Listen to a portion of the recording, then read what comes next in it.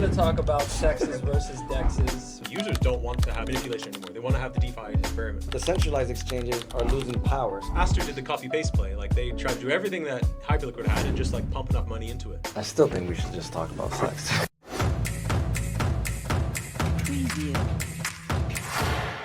Alright guys, welcome to the very first episode of whatever the fuck this is. That's literally the name.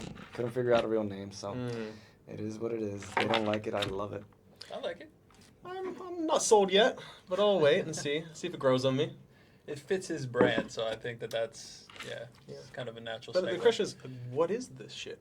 What are we doing today? What are we talking about? Exchanges. Let's talk about. We're going to talk about CEXs versus DEXs. Well, we're going to start with that conversation. We'll lead off there and then kind of see where things take us. That sounds fucking lame. I mean, bro. we're Let's here- just talk about sex. That sounds better. That actually does sound better. But we're here with Wolf, Mr. Wolf, at the What Exchange. We're seeing a bit of some changing in narratives, I guess you could call it, in terms of the direction of even CEXs in the market and how they're perceived narrative-wise. So I think with today's conversation, we could talk a little bit about the direction that we see things going and maybe potentially what changes are on the horizon. Is this like crypto banking 2.0, or do you think things maybe aren't going to change as much as the narrative feels like it's shifting right now? Maybe that's a good place to start. What are you seeing? What's catching your eye? I still think we should just talk about sex. Well, to tie this into sex, did you guys see the Mexi sex video? Right? I don't know if it's real or not. It's probably fake, but still, it was nice to see on my X stream. I actually know. I've met Cecilia? before, multiple times at the conferences, and I could immediately tell that it wasn't hers. I mean, it's still bookmarked it. Yeah, I bookmarked it, and I did watch it a couple times just to check. Yeah. But I think we all did. I mean, in a more. But she's way hotter than the girl in the video. Way hotter. I like both. But the reason why this is important, right? So they were doing a bunch of shady shit, you know, blackmailing people and all sorts of stuff, right? Really blackmail? Oh, well, through sex, right? The whale guy, right? Well, it's essentially these centralized exchanges are owned by really, really rich, often Chinese businessmen, and they like to do fucked up shit like that. Like, they will hire really, really hot assistants and people working under them, and they will put them in a position where they have to essentially provide sexual favors for their bosses. Like, if they want to make more money, if they want to get hired or whatever, you know. And specifically in the centralized exchange environment, this is a big problem. It was then, it still is. I mean, from what I understand and hear, Cecilia is actually like a badass worker. So I don't think that's the case, even though she is hot as fuck. But I mean, this is not necessarily for her. I'm talking about just in general. Because I know a lot of these people, right? Because Yeah. I've been in the exchange space for a while, and there's not really that many that do that except for CZ. CZ does it, okay. CZ does it. Yeah, But I mean, if CZ's he's got like a doing it, harem of then- like fucking 7 women or some shit. I mean, trying to impregnate all of them. There's nothing against that, man. Like, if you're in CG's position with all that money, you do whatever you want. The problem here is that they're using this as be having 1 million children. Well, no. I mean, you got to be careful, right? But I think the problem here is when you're mixing, pleasure and business. When you're doing, you can do that stuff all you want, but if you start hiring these people, then there's a really weird dynamic. Like, I was a teacher for a long time. Actually, when I was in China, it's normal for the professors to find their wives from their students. And so when I was there, I was single, and all that's the normal in the U.S. as well. I know it's frowned upon, right? It was like, they're your students. You shouldn't. Because the problem is ethics. Like, if you're teaching them and giving them a score, they're also giving you a blowjob. It's like, well, maybe you're going to give them a better score. And I think it's that mixing of fun and business that's a problem in this centralized exchange environment. Yeah, but that taboo structure is what makes it fun. True. Yeah. Yeah. And I think the teacher student is way more taboo than crypto degen gambling casino owner and versus their employees. I mean, again, it's to each their own. As long as it doesn't blow up like it did for Mexi, then it's okay. But sometimes these things get out of control. And it's not just the sex stuff. It's also all the market making stuff that's a problem. Yeah, I mean, there's tons of shady stuff. Yeah. But you have to understand that basically the exchange game right now is almost similar. It can be seen almost similar as the fund hedge fund game of like when was it when Wolf of Wall Street took place? Like 1990s or something like that. Something like that. Early 90s. 90s, whatever the case was. I mean, it's very similar to that, right? Like now the exchanges are essentially these hedge funds, these like sales, giant conglomerates, whatever. And you still have like all the CEOs and all the like owners and managers and everything that are completely degen, and they act very similar to like how Jordan Belfort acted during Wolf of Wall Street, right? They have the big mansion, they have these crazy orgy parties and like tons of drugs and all that stuff. People don't see it online because they portray themselves as like, you know, super professional, like, you know, smart, whatever the fuck. But in reality, they're having all these KTV orgies and all these KTV parties. Whenever you go to any of the major conferences like Token 2049, all of the KTV rooms are booked out by the exchanges. Yeah. And then they invite all the KOLs in order to get them girls, in order to get them to, you know, shill their I guess the problem here is not that they're in KTVs. It's that their business is essentially happening off-chain. It's all in a black box. And so the money they're using to pay for these hookers and KTVs, that's like the user's funds. Yeah. I feel like that's the real problem here. It's that, like, basically, for example, DeFi, everything's on chain. So if someone's siphoning funds, a really smart person could go to a blockchain explorer and find these funds disappearing. But in centralized exchanges, you can't do that. FTX had that problem too. Yeah, I mean, so FTX and pretty much all of these exchanges, you know, like going back into MEXC, like MEXC, FTX, all of these major smaller exchanges, or not smaller, I should say B-book exchanges, because MEXC is a big exchange, but these are called B-book exchanges, and the strategy is basically using user funds, like getting people to deposit, and then loaning those funds to themselves, to their own market makers, which they will use to hedge people's positions on a book exchange, which is usually like Binance, Bybit, something like that. And then when the user gets liquidated, they essentially, you know, pocket that cash themselves, and it's like less risk. But they end up making more money when the user gets liquidated, because if the user wins, then usually they lose money, right? But this is such a profitable business that they end up getting enough money where they can actually push some of the prices, a lot of the prices, especially the altcoins, towards massive liquidation areas, and then just run off like bandits, right? But this is all mostly done on the centralized space, and players like MEXC, who, you know, the big owner behind it is Tony. He's like a casino billionaire guy. I personally haven't met him. But players like him are the ones that sort of pull the string. They have like 20 different B-book exchanges that equate to like 20% of all of Binance's volume. Right? So I think that the majority of Binance's volume, I'm going on a tantrum here, but the majority of Binance's volume is mostly from B-book exchanges, I think more so than retail, in my opinion.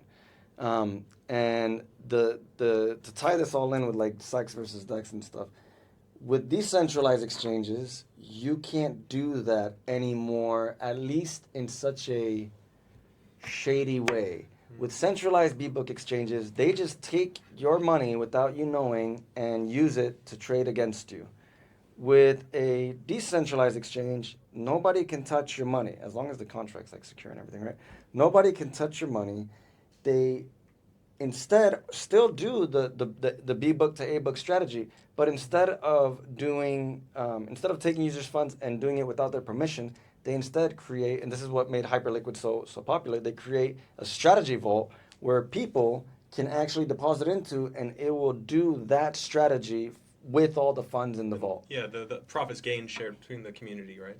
Correct. Well, shared, not really the community, but no, you're talking about the token. I'm talking about if you deposit money into HLP, Hyperliquid Liquidity Provider Strategy Vault, on their vault system, or Orderly's Omni Vault, same thing, essentially, then those funds are used to do the market making, to do the B-book to the A-book exchange. But by users depositing funds on there, they say, okay, we allow you to use our funds to do this strategy. On a centralized exchange, you deposit funds and you start trading, you don't know, but they're taking your funds and using it to trade against So, you. okay, I'm a user. I put my money into one of these vaults. Do I then get like a staking reward or something like that Yeah, based you on get yields. from their profits on these like trading on Binance types of thing? Correct. There's also so then Well, hedging on my this sounds great. I like this. Obviously, we're both DeFi maxis, but then there's also this kind of flip side to having exchanges on chain where people can do like hunting wallets. You know, if you're a huge if you have a huge position, everyone can see where the liquidation point is, and if you have enough money, you can push it below this, right? Well, I mean, they can still see that anyways on a centralized exchange, right? Except instead of everyone, it's mostly only the big players that actually essentially buy this data, or the in-house market makers themselves, right? Yeah. So either way, the data is still going to be out there to be used for nefarious purposes by some sort of agent. Hyperliquid and a lot of the DEX space stuff puts it on chain, and everyone essentially has that advantage. Yeah. Meanwhile, the centralized space, only a select few elites have that sort of advantage, right? So it's kind of like living in Thailand and Vietnam versus the USA. And the USA, you know, even Hunter Biden, the son of Joe Biden, can get away with all sorts of stuff, and it's just tons of corruption. But only the very elite can get away with it. Meanwhile, in Thailand, Vietnam, whatever, everyone can get away with a bunch of stuff, right? So it's like the corruption's allowed to be abused by everybody. So what are thoughts around then like centralized exchanges then spinning up decentralized exchanges like we see with Binance and Aster, for example? Like how do you think about it in terms of them being able to kind of use the decentralized narrative, but when you look at the actual volumes, they're like almost one for one in terms of the actual activity? Like, do you think that that's going to be something that users are still going to like push away from just because they understand that it's tied to that CEX, or do you think that they will flock to it because they think that, you know, these are going to be ecosystems that are going to be quote unquote crimed up and there's going to be a lot of activity and opportunity? I mean, I think that like, so back in 2017, let me just rewind a little bit. Back in 2017, Jordan Belfort came out and said, you know, all of these exchanges are going to be trading against their customers. They're going to be using the customer funds. They're going to be manipulating the markets, et cetera, et cetera.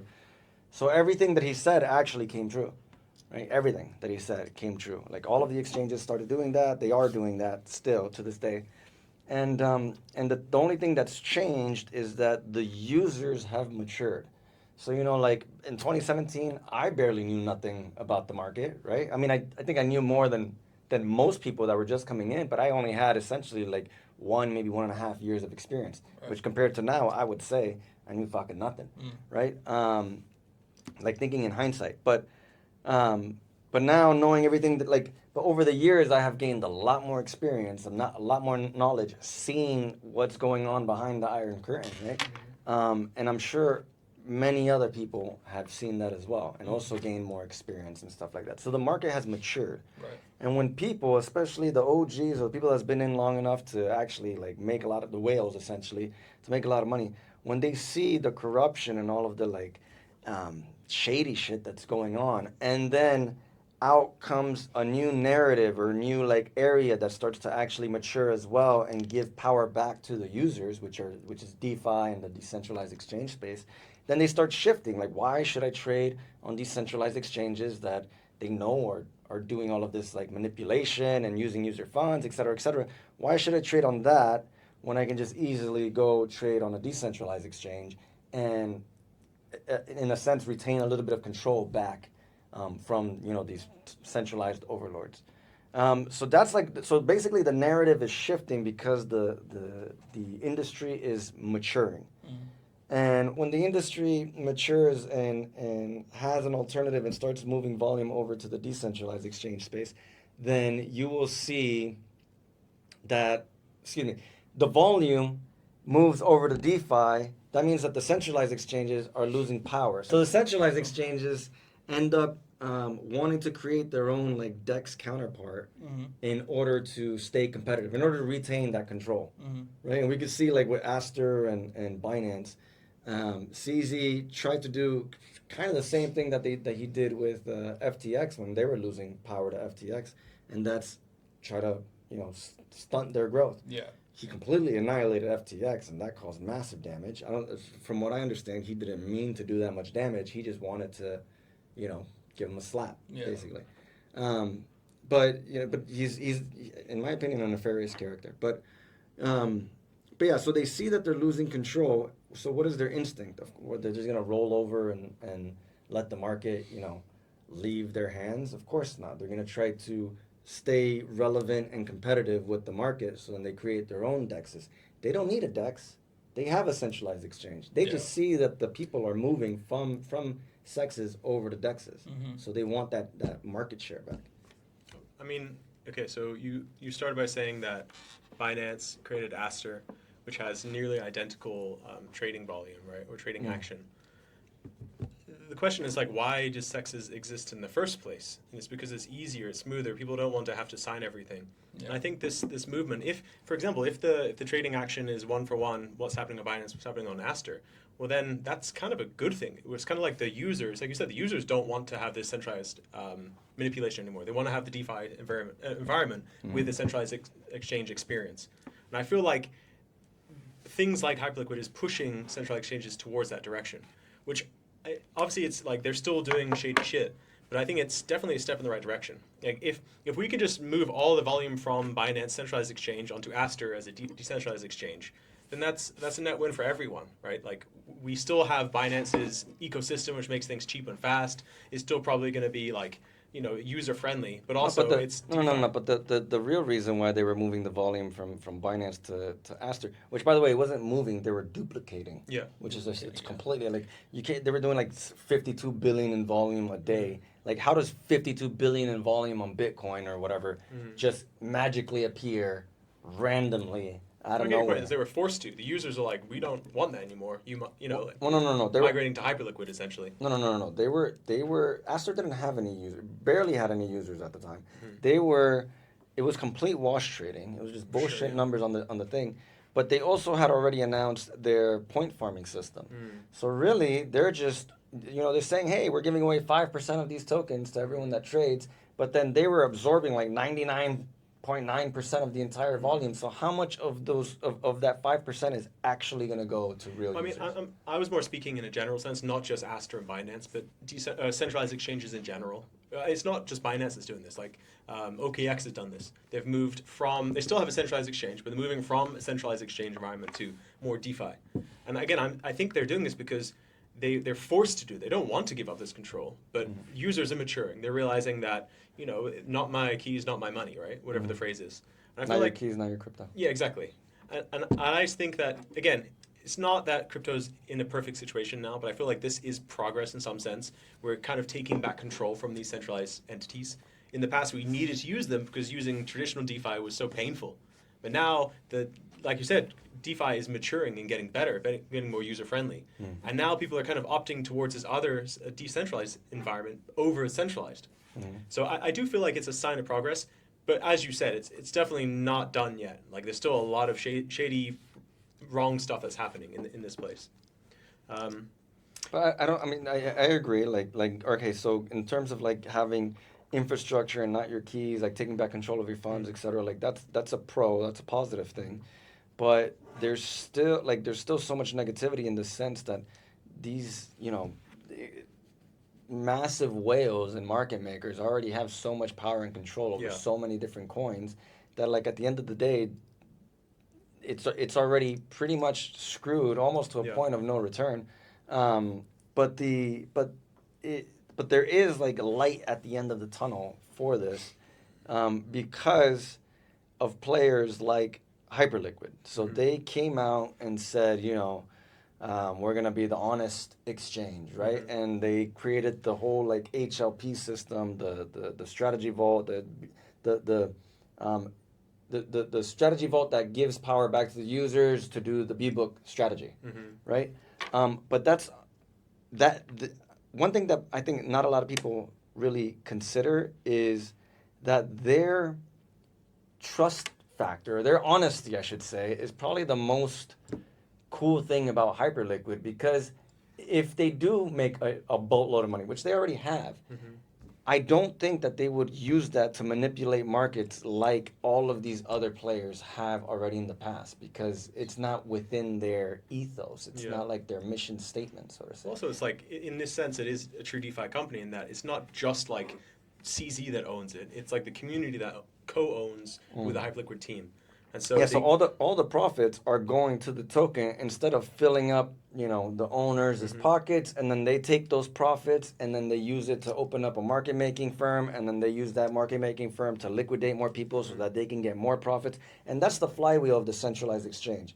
You know what I mean? They're just bringing people in, liquidate them, cycle it around, blah, blah, blah, and make a bunch of money. But with Hyperliquid, they ended up turning that into the publics, right? So instead of it just going to a select few, it's going essentially to the ecosystem. Even though the founders are filthy rich because they have so many tokens, but at least you can still buy into that flywheel by just buying and holding time. And how much of this is also to do with perpetuals, right? Because Uniswap has been around for a long time, but it didn't have futures trading.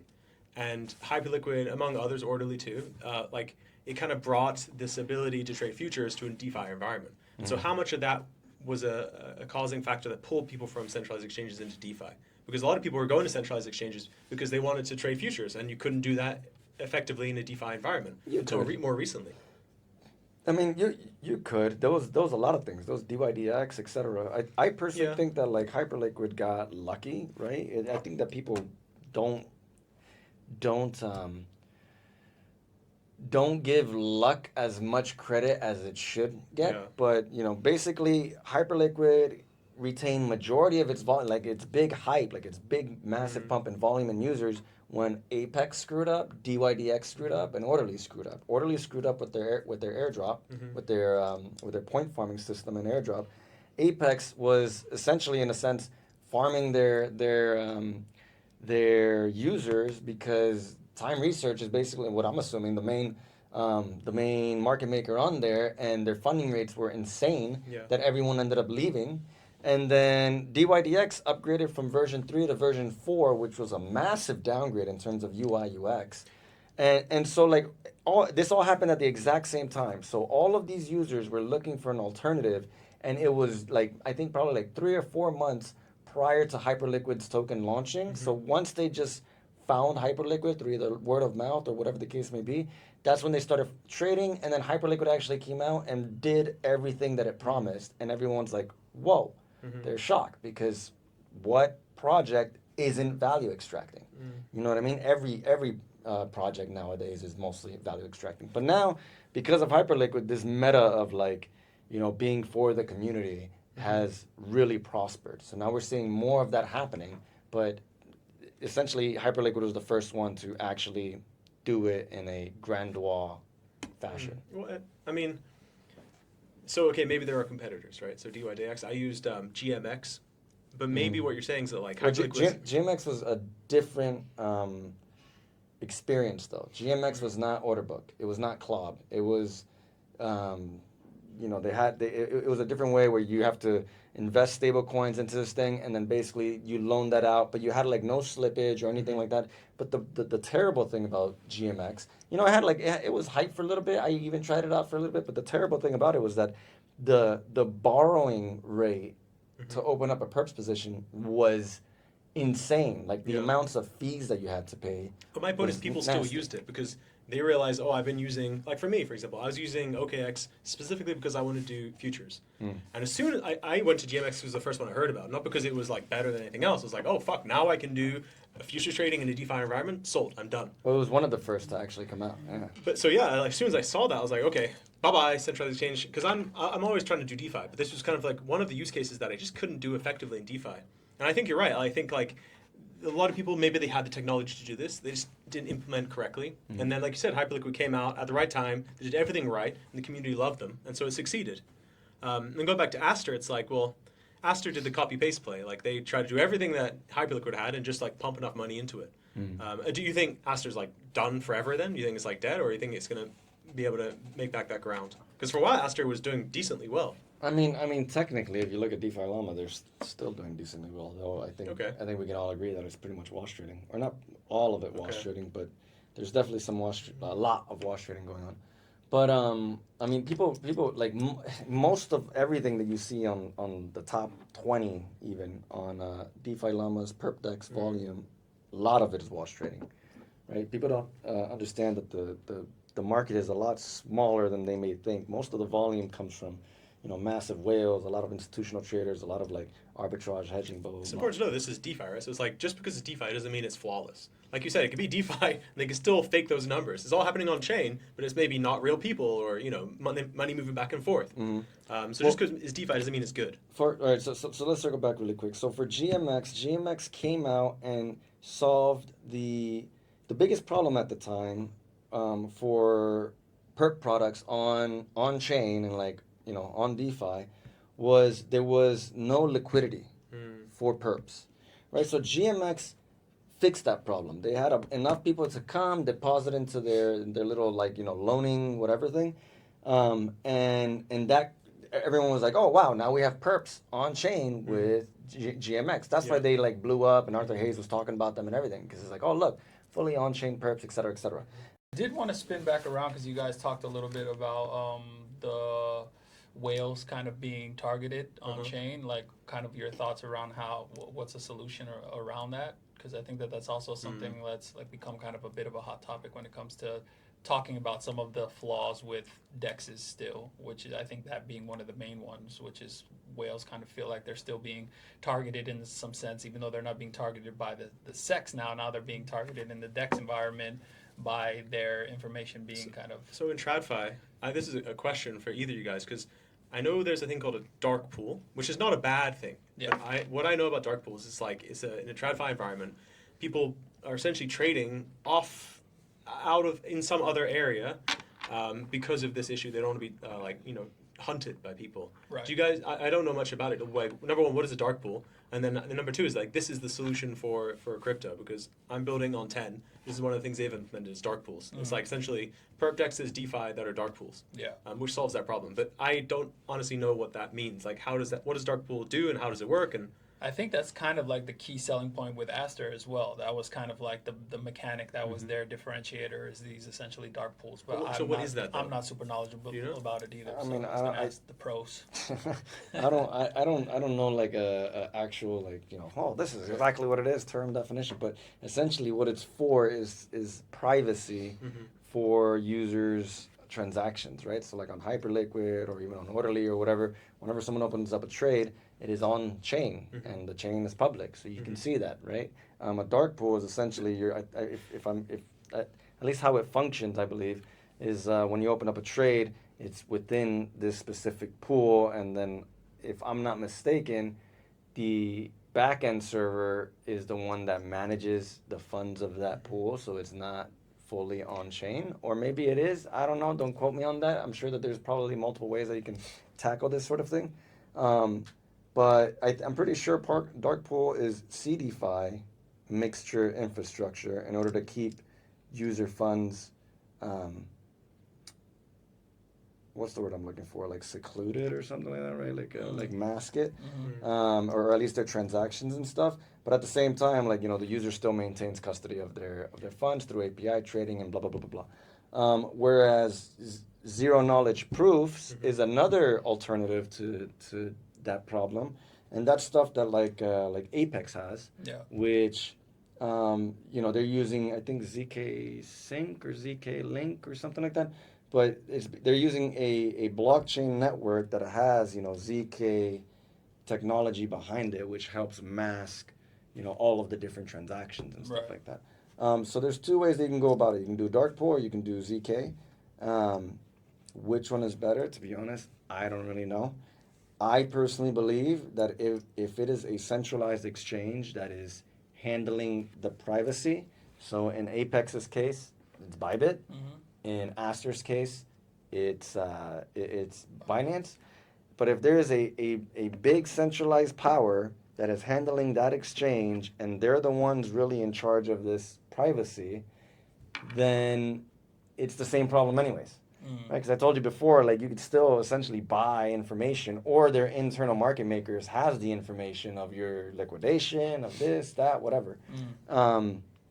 So you so if the public, just because the public can't see it, doesn't mean that it's being seen by nefarious characters. You know what I mean? Yeah. That just means that instead of everyone having that advantage, only a few elites have that advantage. Well, if it's implemented correctly, then even like for example, ZK rollups, or ZK proofs, right?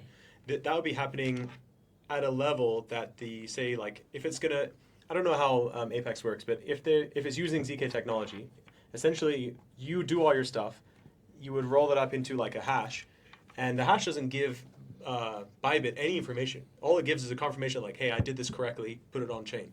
So in that sense, it's like even the owners of the chain wouldn't be able to understand what you did. They would see that some liquidity got moved somewhere from somewhere to somewhere, but they wouldn't know who it is and what the specific liquidation points are. So I say it because like I think if the technology is implemented correctly, we could actually solve this problem. An example of this is, again, I'm building on a blockchain called 10, and they have a TEE, a Trusted Execution Environment. And essentially what that is the node is run in a black box. And so, for example, if I send money to you, it would go from me into this black box to you. And so even the blockchain itself can't see what's happening in that black box. Again, it gives a hash. So it's like, okay, it can confirm that this money was sent from someplace to someplace, but you can't actually see that connection between the two people. And kind of like Tornado Cash, like if enough of this happens in the mempool at the same time, it all kind of mixes together so that no one knows who did what.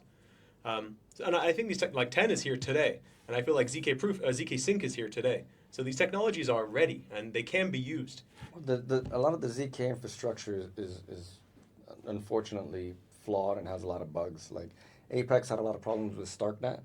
I know that because I was working with them during that time, and StarkNet was dropping a lot of different orders and dropping stop losses and et cetera, et cetera. So the underlying network infrastructure, I don't know if it's there yet. Well, it's also very computationally heavy. So to do this, you need like a essentially a server. But like nodes or whatever the fuck, right? But so I don't know if they're there yet. I don't know. I haven't really done deep dive into ZK and security stuff that much. But what I do think is that if Chainalysis can track Bitcoin mixers and whatever, then I'm pretty sure the owner of an app will also be able to analyze everything and still be able to see what is happening, even if they're using ZK technology.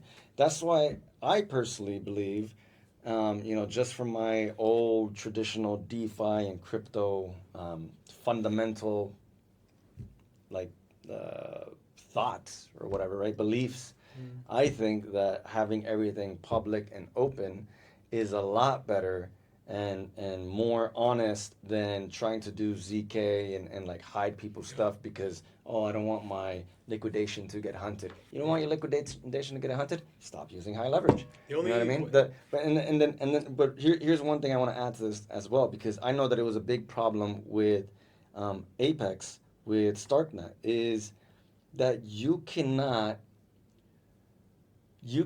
do certain things, especially if you don't have KYC on your exchange, with a secret, order, like transactional background infrastructure that could be used for terrorist funding, money laundering, and all sorts of different nefarious, like mixing and stuff like that. Because if you do, then you are gonna get shut down, right? Yeah. So Apex didn't allow for swaps and this and that before because they said, if we turn that on, then maybe some terrorist organization or money launderers can come swap. It's all no KYC. They're the ones that would be in charge or at risk because they're in charge of the infrastructure, and then they can be essentially shut down just like a Bitcoin mixer is shut down and charged, right? So when people say like, we have dark pool or we have, ZK background or whatever, when an exchange comes out and says that, like, I don't believe it because I know that they know that they cannot allow terrorist and money laundering, or at least blatant money laundering, right, on their platforms. Otherwise, they risk going to prison. Well, what do you guys think about the Roman Storm case, where it's like he was an open source developer, he added code to Tornado Cash, and then he went to jail because he added code to it. But he didn't actually personally profit from any of that. And so the argument is like he created technology that North Korea used. But I guess the question is Didn't like, he go and tell North Korea like how to use it?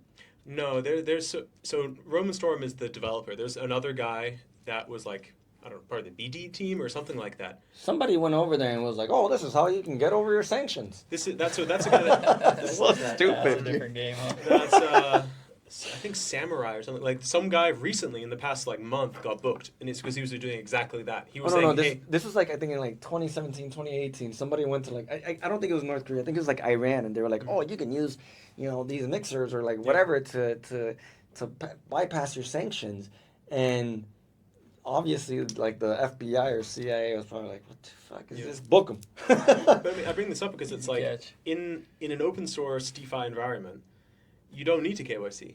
If you're in a specific region, you're running like a centralized exchange, you need a business license, you need to KYC. But one of the beauties of DeFi is that it's a truly international thing. It's open source on the internet. If you have the code, you can run it. But then the question becomes like, okay, well, is it wrong to create code that enables these things? Should the developer be booked for this, or should it be the person that's running the website? Like for example, like for torrenting, right? If I want to download a movie, Pirate Bay is still up because it's not illegal to have the torrents. What's illegal is to host the files and enable the system. And so the website of Pirate Bay is still active. It's in Russia or something, I think, right? Well, no. Now again, it's open source, so anyone can just copy paste that code and have their own version of Pirate Bay. But I believe they drove. Just speaking of Pirate Bay itself, because I mean I used to be pirate, and I think like they got shut down multiple times, and then eventually ended up moving the servers to Russia so that they can avoid like. But again, this is the reason why they got shut down is because they had a centralized location. And what's happened since is that like I don't know, there's probably like some Pirate Bay team somewhere, but in general, the people that run the Pirate Bay torrenting sites. It's anyone. Anyone could copy paste this code and run their own version of it. And these are all they're like hyperlinks. What cannot happen is where the information is saved. Like if I have, do you remember like 123 movies, and there's like maybe like 5-10 years ago, there's websites where you can watch entire movies from their website. So that was illegal. Still around. They're still around again because they created this like open source structure where anyone can copy paste to this system. But going back to what we're discussing, where it's like, okay, so does the person that created the code for torrenting, should that person go to jail? Because torrenting can be used for good things too, right? It's like many big companies use torrenting to share files across their team. Isn't that like how Spotify kind of? Spotify, slightly, but not really. They're like downloading off each other, or how Netflix sort of runs, something like that, right? Yeah, well, the way that happens is they have like multiple servers in different places, and they essentially, when you watch a movie, it's pulling from the closest one to you. But slightly different. But the question again, it's like going back to DeFi. So you said that the reason why you don't trust it is because essentially laws, like people have to follow laws. But one of the things about DeFi is that like there are people out there that necessarily, for example, a lot of people move to Dubai for the reason that the taxes are lower there, and so crypto enables this like international world where you don't necessarily have to follow any one law. You're following the law of code. And people like, for example, Ethereum, the Ethereum Foundation, like they designed the code in a way that should be fair for everyone anywhere at any time, And I feel like that's the best end game. It's like you create code that is fair. But then it comes down to, again, it's like, okay, well, it enables all these good things, but also enables all the bad things. It enables North Korea and also enables healthcare data. So your question is like, should the guy go to prison? Like, where's that balance? Well, I mean, I personally would need to. Maybe actually you answer first. Go ahead. What do you think? Should someone go to prison if they make code that is used for nefarious purposes? And good things too, not just bad. I think it's a really tough one, but I think overall no, they shouldn't, because like you said, the use case is up to the person, next person in line that takes that technology and decides what to use it for. So for that reason, I do think that person that is the creator of it is not necessarily the one to be blamed.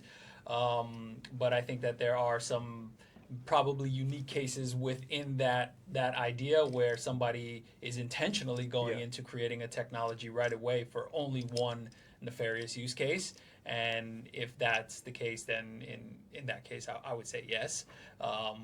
But I think the operators of the technology are the ones that should take on the risk, essentially, in probably 99% of cases. One more anecdote on this. Like, in America, it used to be illegal to hash information online because the American government was worried about these types of things, money laundering. But this also meant that, like, online transactions didn't really happen until after those laws were put away.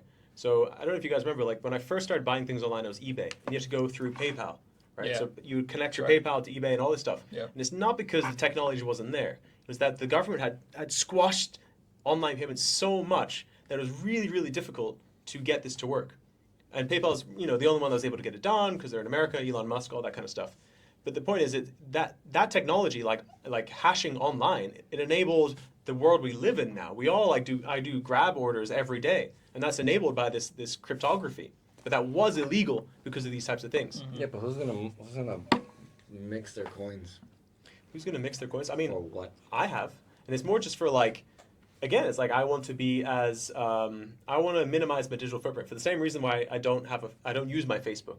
It's the same reason for that. It's not because I'm doing anything bad. It's just like I don't like data is power, especially moving into the AI age. Like the more data you have out there, the more control they can have. Hypothetically, Well, I was actually gonna say that in terms of like the dark pool and the other stuff. Like data's always gonna be data's the new gold, right? So Exactly. are you not utilizing any social media, or is it Facebook specific? I use the ones I have to. Okay. So for example, Telegram is quite good. What So- is the username and passwords?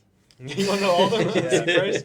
So, okay, I love Telegram because the way they've structured their app, Telegram sucks. it may suck, but it's also one of the most secure systems out there because they have, from day one, their goal was to make this a very efficient, fast network that is hyper secure. Oh, really? Fast, huh? So how come I can't make a fucking phone call on it? The reason why you can't is because the structure itself is so secure that it's hard to do things. And so their whole thing is like they don't have. If I went up to the CEO of Telegram and said, "Hey, can I have my information?" But it's not secure, and they're giving it out to governments now. No, that's the thing. They're not. They're the one company that they It cannot. was literally banned in Vietnam That was- for a month. No, that was applied on a Vietnamese level. So you could easily get around it. It was nothing to Telegram. It's just like porn, What do you right? mean? No. I'm pretty sure that I used it every day during that entire Me ban. too. But the same thing about porn, right? Well, yeah, so because- porn is because blocked you- on a government level. But because you used VPNs, but now you can use it without a VPN because they unblocked it. Because if I'm not mistaken, they started working with the government. Because now they're working with government. I know enough about this company to say that's not the case. Like, for example, I was going to say that the structure of Telegram itself, I mean, they have wasn't- fragmented their data. Wasn't Pavel or whatever the fuck Pavlov, whatever the fuck this guy's name is? He was exactly. Wasn't he arrested and then he Yes. folded? No, he didn't. That's what I'm saying. The reason why he was arrested is because they were like, we need this information. And he never gave it out because he literally cannot give it out. That's what I'm saying. The structure itself is set up in a way that no one has access to the information. No government, because it's like, okay, they have one server here in Russia, one server here in France, one server here in Vietnam. Each of these has a fully part of a key. believe that the NSA can see everything that's going on all of our phones through like so with like enough they can't effort. maybe they can't access the Telegram chat like servers themselves or whatever, but they can see everything that you're doing on your phone, including you Well, talking okay. to So Telegram. yes, the same thing about we're talking about privacy before. So it's like, at what level is this NSA looking? If they have access to your phone and they're just looking what you're looking at on your phone, then they can access it. And so the same thing applies to crypto, right? It's like we're talking about privacy in crypto. There's so many levels here where you would be doing this abstraction. There's like the app level. For example, if I'm using Uniswap, right, decentralized thing.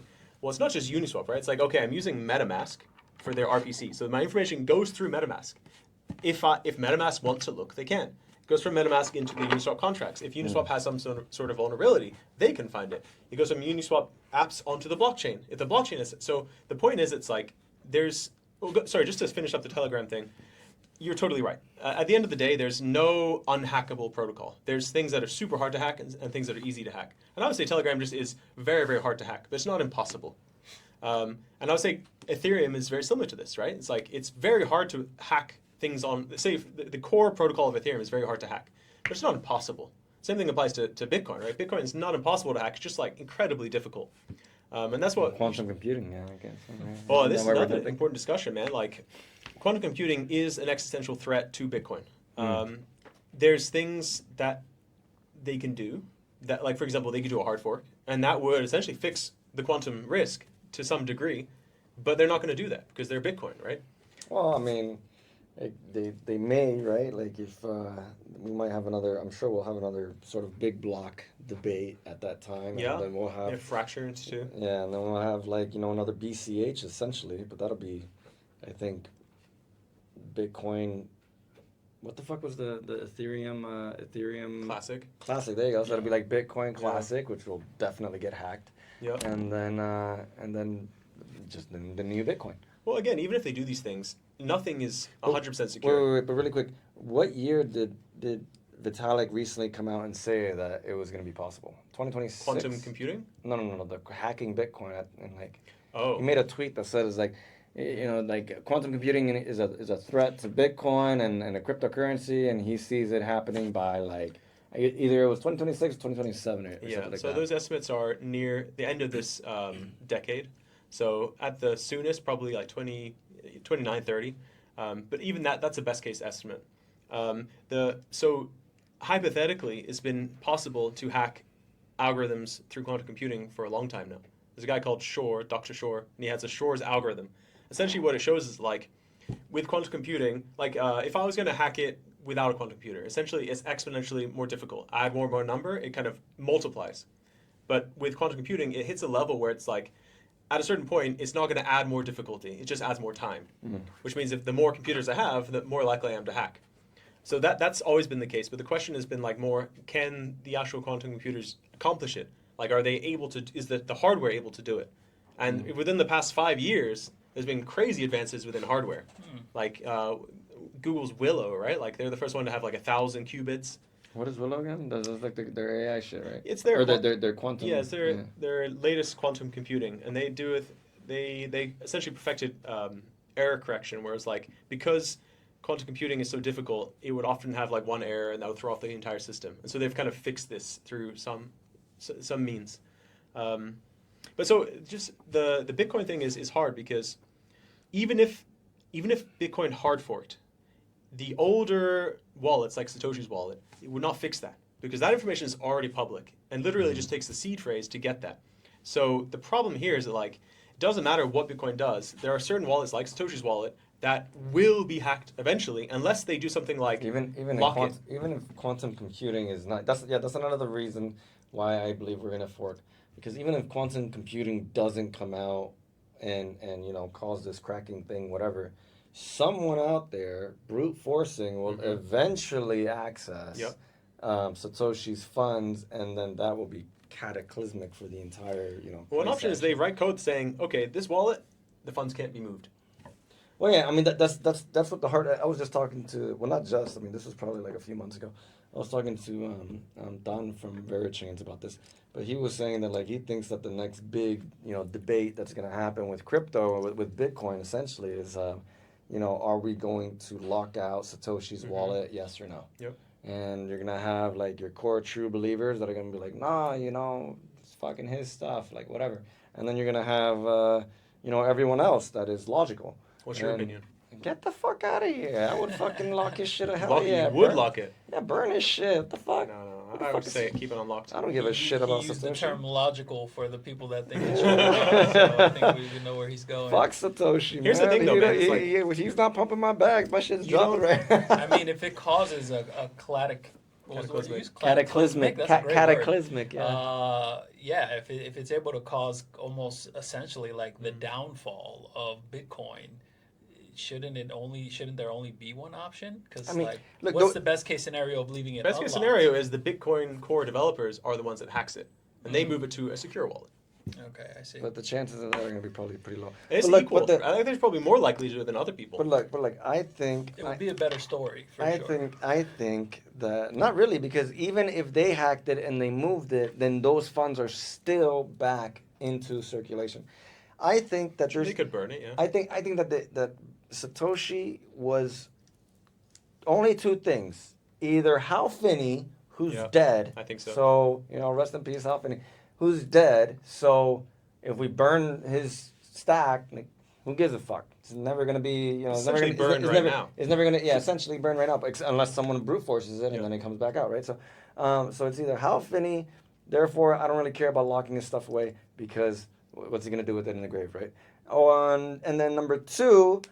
It's probably the fucking CIA or NSA, and fuck them, So I vote lock that shit away. I mean, so I was having a conversation about this to my friend recently. If it was the CIA and they had the keys to it, it would be beneficial for them to just move it today, because again, it's now. No, but if anyone touches even, if they the whole thing will crash. Even a tiny little fraction, like the whole thing would just nuke. Unless it's someone like the Bitcoin core community and they do it all in private. They move it to a wallet and then they No, publish no, no, all no, the no, no. results. They would have to announce publicly, and the price would still crash. It would still crash. Because, like I said, now that's back in circulation, or they would have to burn it somehow, right? They would burn the keys to the wallet, yeah.